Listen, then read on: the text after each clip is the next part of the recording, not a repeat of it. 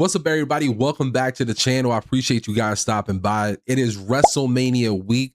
So you know what that means? It is time for me to give my predictions for WrestleMania 42. These will be my predictions, of course, for both nights of WrestleMania. And right before I do that, I just want to say, if you guys enjoy watching reactions on all the weekly shows, I'm talking about Raw, NXT, SmackDown, and of course, the occasional PLEs, be sure to check me out on all my socials. The links will be down in the description below, as well as the pinned comment. All right, let's get right to it. All right, first, let's start off with the match that is rumored to be kicking off night one, and that is the Usos and LA Knight versus The Vision and I Show Speed. Now, look, with all the celebrities that have been involved recently with WrestleMania builds, there's a lot of negativity when it comes to it, but honestly, I Show Speed has been very fun to watch, and this might be the one match where I'm okay with a celebrity being involved, and I'm actually looking forward to seeing what Speed could do. But with all that said, I do think the Usos and LA Knight are going to win this match. You know, the Usos recently lost the tag titles, and the fact that the tag titles are obviously not on the line in this match, I do see the Usos and LA Knight picking up the win. We might even see I Show Speed maybe turning his back on the Vision, since he didn't even want to be with them or even have this match in the first place. I think this is going to be a fun match to watch. And again, I do think the Usos and LA Knight are going to win. The next match, which also will be in the first hour that will be live on ESPN2, is going to be Drew McIntyre versus Jacob Fatu in an unsanctioned match. This is a match where I feel like at least has had a build, and it has been entertaining. You know, each week, Jacob Fatu and in particular Drew McIntyre always find a way to get more disrespectful the closer we get to WrestleMania, and it's definitely has built this tension, and it feels like these two actually want to kill each other, which it always promotes good wrestling. It always makes the rivalry that much more interesting, and I'm really looking forward to watching this. Now, I think both of these men could come out with a W from this, but I do think after last week's SmackDown with Drew McIntyre just beating the hell out of Jacob, unless something happens in the episode right before WrestleMania, the last episode before that, I don't think Drew McIntyre is going to win. Again, if he wins, you're not going to hear me complain. I think either of these men could get the W, but I do see Jacob Fatu getting the win and just getting his payback for Drew McIntyre costing him the matches. And the fact that Jacob Fatu, they never announced who attacked them backstage. And even though they haven't announced it, WWE has led us, you know, to believe that Drew McIntyre was the one to do it. So if that's the case, if we never really get a solid confirmation, then this would be Jacob Fatu getting his payback for that as well. Then we have the Women's Tag Team Championship Fatal 4-Way.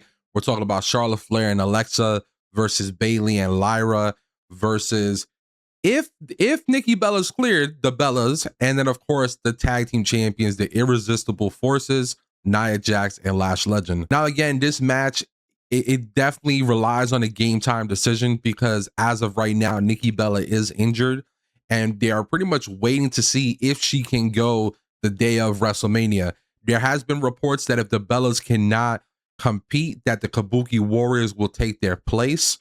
So I think that really does have an impact on who I think is going to win this match. So I will say this: if the Bellas are good to go, if Nikki Bella in particular is good to go, my gut is telling me that the Bellas will win. If they cannot go, I think it might be Bayley and Lyra, which honestly is my first pick before anything to win this match. I think Bayley and Lyra deserve it, especially since last year, Bayley in particular, she had her spot taken by Becky Lynch, and ironically, it was also in a situation where she was teaming with Lyra. So I'll say this: my pick that I want to win this match is Bayley and Lyra, but my gut is telling me the Bellas. And then if the Bellas can't compete, then I do think it might be Bayley and Lyra that they give the titles to. Then we have AJ Lee versus Becky Lynch for the Women's Intercontinental Championship. Now, it's funny because I look at this match and I say the same thing that I said when I watched Elimination Chamber. I'm surprised that Becky has not gotten a win over AJ Lee. When it comes to either tag team competition or singles competition, she has not gotten a win over AJ Lee. At Elimination Chamber, while yes, it was in Chicago, I honestly thought Becky was going to get the one up on AJ, and obviously she didn't. So I might be silly for saying this, but I I feel like Becky has to get the W here, no? I'd be very surprised. Now, granted, I like AJ Lee as champion. This is not me saying, you know, I don't want her as champion anymore, but I just think story-wise, I'm really surprised that Becky has not gotten a W over AJ. So I would be very surprised once again if Becky cannot get the W, especially here at WrestleMania. Next, we have Seth Rollins versus Gunther, which is a match that was thrown together last minute because of real injuries to Braun Breaker and Rey Mysterio at the time.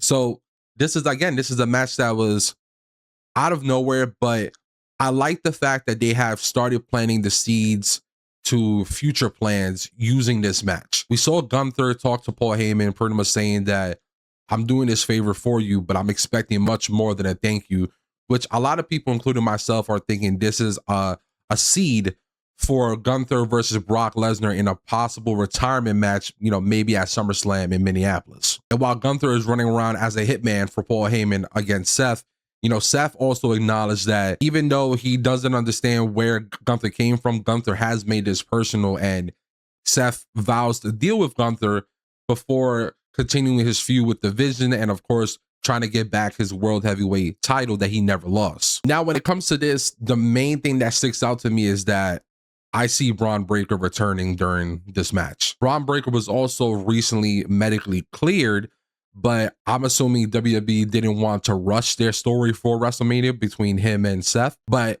I don't think that means we don't see Braun Breaker at WrestleMania at all. I think Braun Breaker will cost Seth Rollins this match with Gunther. And of course, a W just makes Gunther's claims at Paul Heyman delivering that favor even more stronger, because he can now say, I took care of Seth for you, you owe me. I think this match has the potential of being match of the night, even though it got put together last second. But I'm really interested in seeing Braun Breaker come back and also seeing how this plays in a potential feud with Gunther and Brock Lesnar down the line. So my pick for this match is Gunther. Then we have Stephanie Vaquer versus Liv Morgan for the Women's World Championship. This is also a feud that I feel like hasn't had much time to further the story, but the segments they have been given, they always deliver. I'm talking about, there's only been a couple where words were spoken, and a lot of it has just been these two women absolutely destroying each other. We've all seen pictures of Liv Morgan and Roxanne Perez with the bump on their foreheads after Stephanie attacked them backstage. I mean, that was brutal. And with the little time they've been giving, they've also managed to make this rivalry personal, which is, I think, is always great when it comes to wrestling stories and wrestling matches. Now, I am a fan of both these women. I have enjoyed Stephanie's reign as champion. Granted, I wish she did have more defenses, but I believe due to injuries that she has sustained before, and plus, let's be honest, I'm sure, booking, of course, has not helped her out in that sense. But with all that said, I do think Liv Morgan is going to win the championship. I think WWE is looking at a potential story of doing Liv versus Raquel, maybe even Liv versus Roxanne down the line. And of course, with the title on the line, it just makes it that much more important. So I would not be surprised if Liv Morgan wins this match. Granted, if Stephanie manages to retain, you're not going to hear me complain about that either. But I do think Liv Morgan is going to get the win in this match. And then last but not least, the main event of night one, we got Cody Rhodes versus Randy Orton. Of course, with Pat McAfee in his corner for the undisputed WWE Championship. Now, without going on a rant about this Pat McAfee stuff, because I'm sure you guys have heard it all already, I'm obviously on the side of, I do not think, Pat McAfee needed to be in this rivalry. I think Cody and Randy have so much history as it is that this should have been probably one of the easiest feuds to book, especially when it came to WrestleMania. And while I do think Randy Orton is going to get the W and get his number 15, I'm just also already dreading it and disappointed in the fact that if Randy gets his 15th title, it has come off the assistance of Pat McAfee. And it's the same feeling that I got when John Cena broke the world record, but it was thanks to Travis Scott. It's a shame, because I think, again, this is one of those matches that should have been the easiest to book, and it should have been the most entertaining to watch. But here we are in this situation. I would not be surprised also if this whole Pat McAfee stuff has maybe changed the outlook of how this match ends, like if Cody retains. But I'm leaning more on the side that Randy Orton will win this match and quote unquote save the business. So yeah, I do think Randy Orton gets the W, and those are my predictions for night 1 of WrestleMania 42. All right, when it comes to night 2, the rumored match to be kicking off WrestleMania is Obafemi versus Brock Lesnar. Now, this is a match that I thought could have main evented any of these nights, and probably is the rivalry that's had the best build, and barely any words were spoken. When I think about a WrestleMania feud, this rivalry right here, it screams WrestleMania. And I think it's safe to say that this might be my most anticipated match of WrestleMania, and it's kicking it off. Now, I'll say this right off the bat, I am going for Obafemi to win this match, but I'm not gonna lie to you, I am a little nervous about this match. Now, if you believe in wrestling tropes, a lot of times if you look strong right before a pay-per-view and you have a match, a lot of the times you are the one that's taking the pin at the pay-per-view itself, or the PLE, I should say. And if we apply that to this rivalry, I mean, Obafemi has had the upper hand on Brock Lesnar for the last couple of weeks, and it's been great to watch, don't get me wrong. But I'm not gonna lie, it gets me a little nervous when it comes to this match. Now, here's why I think Obafemi should win, okay? Besides the obvious reasons, right? Besides the fact that you are building your future star, and Obafemi could literally be the next big thing. But besides that, if Brock Lesnar takes the L, I think you can use him taking the L to further the story between him and Gunther, if that's the direction they choose to. Imagine Gunther looking at Brock Lesnar losing this match, and while Oba is a beast, Gunther is looking at Brock Lesnar at that point like a wounded animal. And of course, if he sees Brock like that, the career killer himself is going to want to retire Brock Lesnar. And he sees that as another check in his resume. And I think if they do go the route of Gunther possibly retiring Brock Lesnar, you need to add anything you can to make it believable, right? Like, Gunther already has an impressive resume, but if you have Gunther continuing being on a hot streak, especially if he defeats Seth Rollins at WrestleMania. But not only that, if you have Brock Lesnar lose his match at WrestleMania, you know what I'm saying? We are showing that Brock has little chinks in his armor. So me personally, I think Obafemi winning this match will be the right call. And because I want it to happen, I'm just going to let that be my official pick. I'm going to say Obafemi wins this match. Then the next match on the first hour of WrestleMania, which I forgot to mention, will be on the ESPN channel. We're talking about the Intercontinental Championship ladder match, which has Penta, who is the Intercontinental Champion. It has Javon Evans, JD McDonough, Rusev, Dragon Lee, and of course the recently added Rey Mysterio. I do think this match also has the potential of being the night stealer, especially for night 2, because the amount of talent in this match alone is insane. But when we're adding ladders to it now, and I can already see Javon Evans doing something wild off the ladder, maybe a young OG cutter off the ladder, and Javon Evans is actually going to be my pick to win this. Granted, I would not be upset if Penta happens to retain. I think Penta has been a great Intercontinental Champion, and I just love watching Penta wrestle. But I do think this is a moment, a chance to really make a star in Javon Evans. Javon has already been impressive on Monday Night Raw, but what a way to just project him to another level in having him win his first championship. But not only that, having that happen at WrestleMania will be insane. So I'm going to go and say that Javon Evans will become the new Intercontinental Champion. The next match we have is Sami Zayn versus Trick Williams. And when talking about Trick, I mean, talk about another star right here. You know, you have Obafemi, you have Javon Evans, and you have Trick Williams, the big three of NXT. And all three of these men have been absolutely killing it since arriving on the main roster. This match right here, of course, has stirred up a lot of controversy, with Carmelo Hayes seemingly being left out of the WrestleMania match card. And with that happening, a lot of the fans have been turning on Sami Zayn.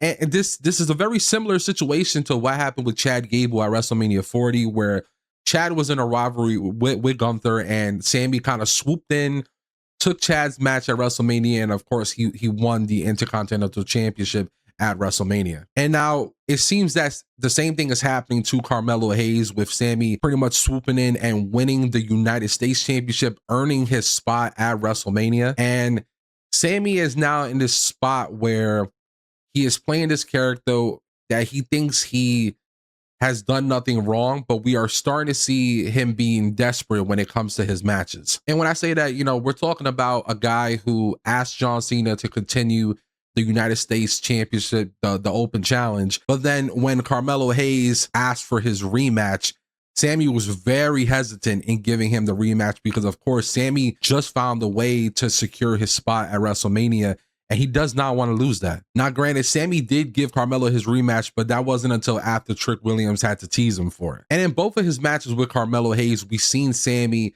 take the shortcuts and take advantage. And this just kind of makes me believe that we might be getting a double turn, or at least just a turn of Sami Zayn at WrestleMania. Now, I'll say this. I'm also in the camp that I understand people don't want WWE turning Trick face, because part of the charm is him being disrespectful and him being funny. So I understand that. But I do think we are getting some kind of character progression at WrestleMania of Sami Zayn, because I'm pretty sure there's going to be moments in this match, whether he wins or not, that he is going to try to take advantage and just any way he can try to defend the title, he's going to take that chance. But with all that said, I honestly think we are getting Trick Williams as champion. This is another moment like Javon where this is a star-making moment, and Trick has been probably one of the hottest wrestlers lately on WWE programming. And the idea of Trick celebrating a championship win in a WrestleMania crowd with everybody yelling, "Whoop that Trick," I think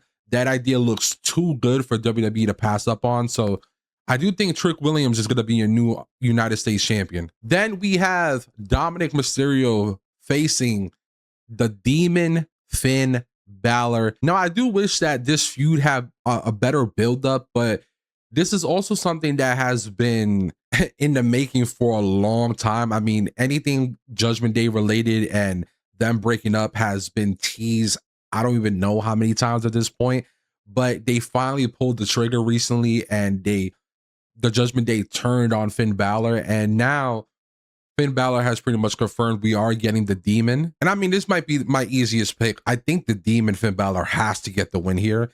The last time Finn used the Demon persona, he was facing Edge at WrestleMania 39, and he should have won that match as well, but he didn't.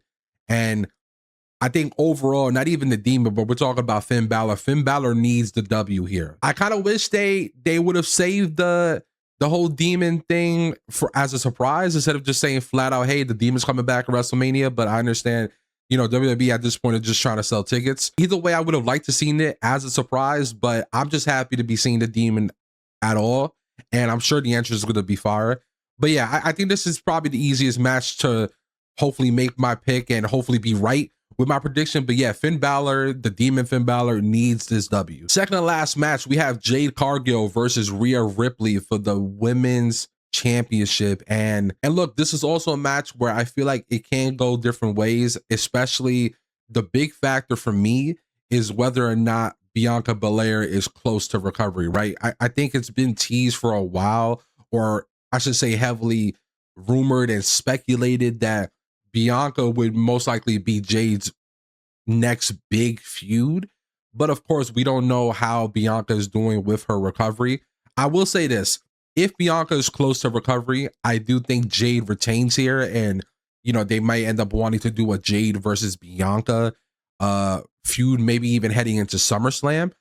But since I don't know whether or not Bianca is close to recovery, I think Rhea wins this for the sole fact that the women's division, especially on SmackDown, needs it. I feel like there's not a lot of, top women competitors when it comes to the World Championship division. We have Tiffany Stratton feuding with Julia, who both of them are not on the card, but she's feuding with Julia for the United States Championship.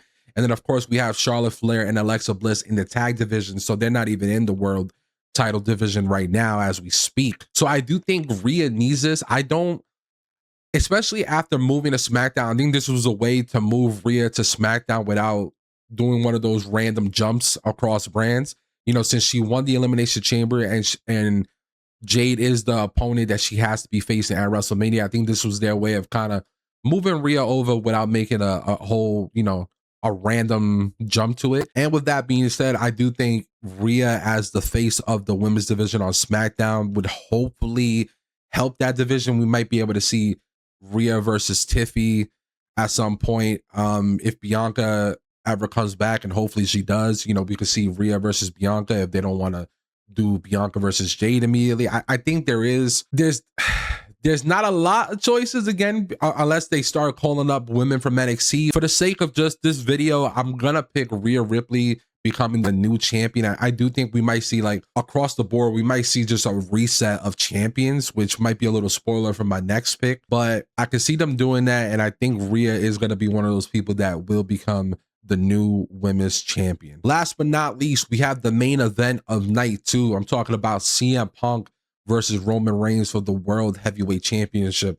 This is a match, again, that could go a lot of different ways, and there's a lot of factors to it as well. This feud off the rip has been disrespectful. It started off with a crazy amount of disrespect, and there have been times where it has hit lows. Like, shout out to CM Punk for really carrying the feud in terms of when Roman's not there.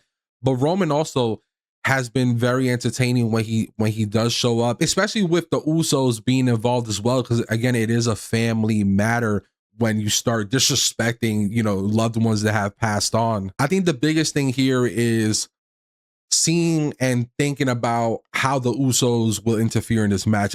There's gonna be interference, I'm pretty sure, and I'm assuming it's gonna be the Usos. Now the question is, do the Usos help Roman Reigns, or do the Usos cost Roman Reigns? And if you're confused on why the Usos will cost Roman, or specifically why Jay would cost Roman, I just think there is a possibility. I'm not saying it's going to happen 100%, but I do think there's a possibility where Jay and maybe there's somebody else, pulling the strings, but Jay might not think that Roman is cut out to be tribal chief anymore.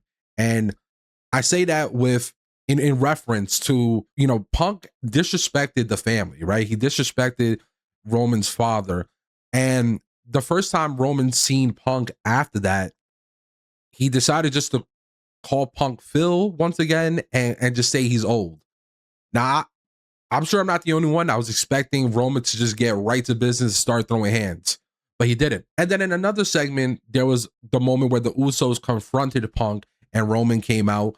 But it took Jay Uso to remind Roman who he is, and to remind him you have to defend the family legacy. And Jay was the one who was barking orders and told Roman to smash him in reference, to spearing CM Punk. And while, of course, again, this could just be me looking way too deep into it, I do think there's a possibility where, Jay, and again, maybe it's somebody else pulling strings, that they're looking at Roman like, you have not handled business the way you used to. And I think that might be the best, story route to go in terms of making things interesting. But I could just also see WWE having the bloodline return and just rehashing that story as well. I think my pick, and the safer pick, is to say that Roman Reigns will become the new World Heavyweight Champion. Roman hasn't had a title in a while, and I know TKO looks at Roman and it's like, yo, that's money right there. And especially if he's champion, that's even more money right there.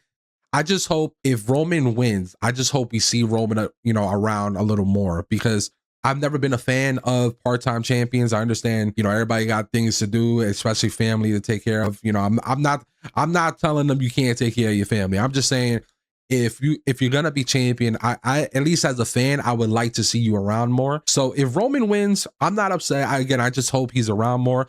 But I'm also gonna say this: if Punk manages to retain, you're not gonna hear me complain either. But either way, I do think Roman is gonna be the new World Heavyweight Champion. So there you have it. These are my predictions for both nights of WrestleMania 42. Please feel free to leave your predictions down in the comment section below. And again, just a reminder, if you want to see reactions on Raw, NXT, SmackDown, and other PLEs, be sure to check me out on my socials. The links will be in the description and in the pinned comment below. Thank you guys for watching. Thank you guys for stopping by. Hope you guys have a great WrestleMania week.